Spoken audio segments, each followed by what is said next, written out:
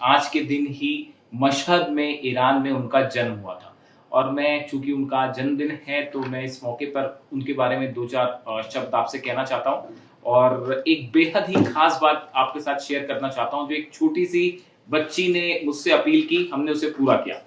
देखिए, मैं काफी समय से वीडियो बनाता रहा हूँ अली खामेनी साहब के ऊपर, और मुझसे कभी कभी पूछा जाता है कि आपको क्या पसंद आता है उनके बारे में। आज चूंकि उनका जन्मदिन है, तो हम उनकी कुछ 5-6 ऐसी चीजों की बात करूंगा मैं, जो मुझे बहुत ज्यादा पसंद है। देखिए, पिछले कुछ सालों में जो बात मैंने महसूस की, उनके वीडियोस देख के, उनके बारे में जानकर, पढ़कर, वो उसमें जो पहली बात मुझे उनके बारे में हमेशा स्ट्राइक की, वो ये आप कह सकते हैं कि ईमान के पक्के और जुबान के सच्चे। देखिए, मैंने एक वीडियो भी बनाया था उनके ऊपर, उसका थंब मैंने यही दिया था कि ईमान के पक्के और जुबान के सच्चे। अली खामेनी साहब को लेकर ये कहा जाता कि एक बार अगर उन्होंने कोई बात कह दी, तो वो उस बात से कभी नहीं मुकरते थे। वो ईमान, उनके ईमान की मिसाल दी जाती पूरे ईरान में ही नहीं, तमाम मुस्लिम देशों में। और ये कहा जाता कि अगर एक बार वो किसी बात को लेकर अगर कमिट कर देते, तो फिर उससे कभी मुकरते नहीं थे उस बात से। वैसे ही कहा जाता कि वो जुबान के भी बहुत सच्चे। कभी उन्होंने ऐसी कोई बात नहीं करी जो गलत हो या झूठ हो, या उन्होंने हमेशा सच बोला। और हमेशा अपने जीवन के पहले क्षण से आखिरी क्षण तक वो हमेशा सच के साथ खड़े रहे। उन्होंने एक बार जुबान दे दी, यानी जुबान दे दी। ये बात तो मैंने खुद उनके वीडियोस देखकर महसूस की है। तीसरी एक और बात जो है मुझे उनकी बहुत अच्छी लगती है, वो है उनकी हिम्मत और हौसले की मिसाल। आप देखिए, ईरान के सामने तमाम मुश्किलें आई, ईरान के खिलाफ अमेरिका खड़ा हो गया, इजराइल खड़ा हो गया, तमाम मुल्क ईरान पर हमला करने लगे, और ऐसा हुआ कि ईरान को अलग थलग करने की कोशिश की गई। तमाम मुश्किलें झेली ईरान ने, लेकिन उसके बाद भी अली खामेनी साहब चट्टान की तरह अपने ईरान के लिए खड़े रहे।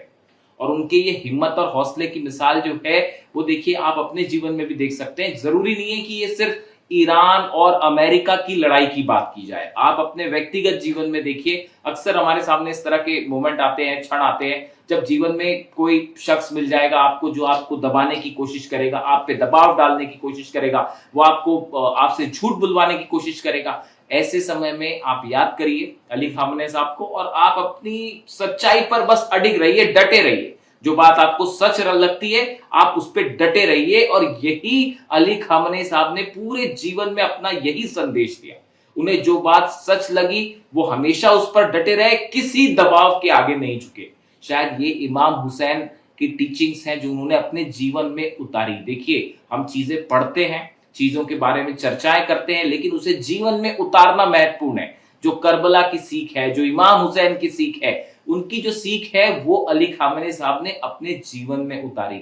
इसीलिए वो सुप्रीम लीडर बने। तो तीसरी बात जो मुझे हमेशा स्ट्राइकिंग लगी, कि वो कभी निराश नहीं होते। हमेशा उन्होंने ईरान के लिए एक हिम्मत और शख्स के रूप में जो है उनकी मिसाल हमेशा दी जाएगी।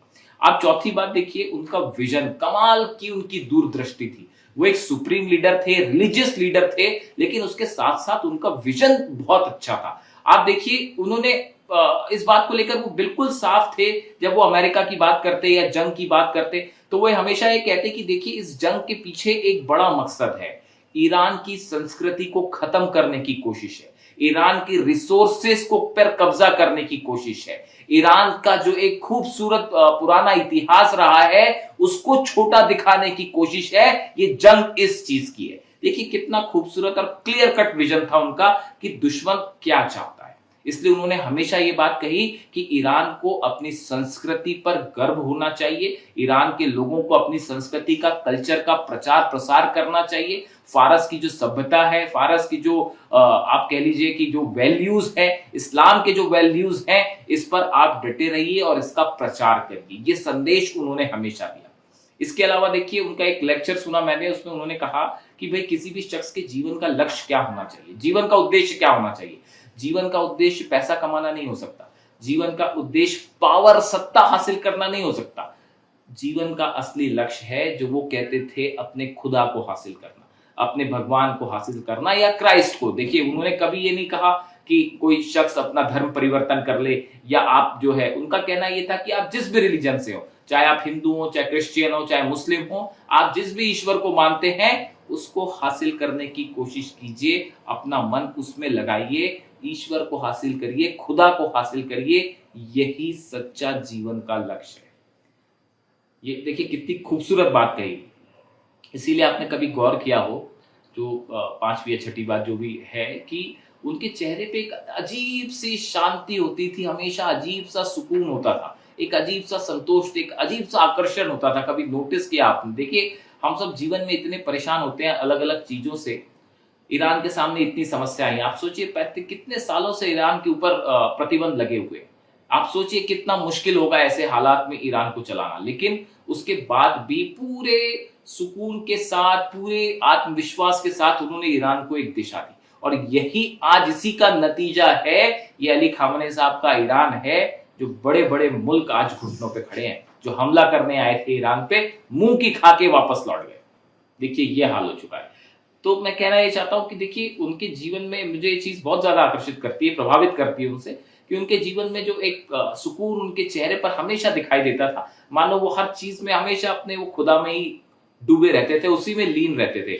वर्ल्डली चीजें हैं जीवन में, आपाधापी है बहुत सारी, पैसा भी चाहिए, घर भी चाहिए, नौकरी भी चाहिए, सब चीजें हैं, लेकिन जीवन का लक्ष्य उनका हमेशा साफ था, वो था खुदा की इबादत। वो उसी में लीन रहते। शायद यही उनके चेहरे के उस संतोष की, उनके लाइफ में जो एक पेशेंस था, धैर्य था या संतोष था, उसकी वजह है। अगर हमारे जीवन में भी ये हो जाए तो बहुत ही अद्भुत होगा।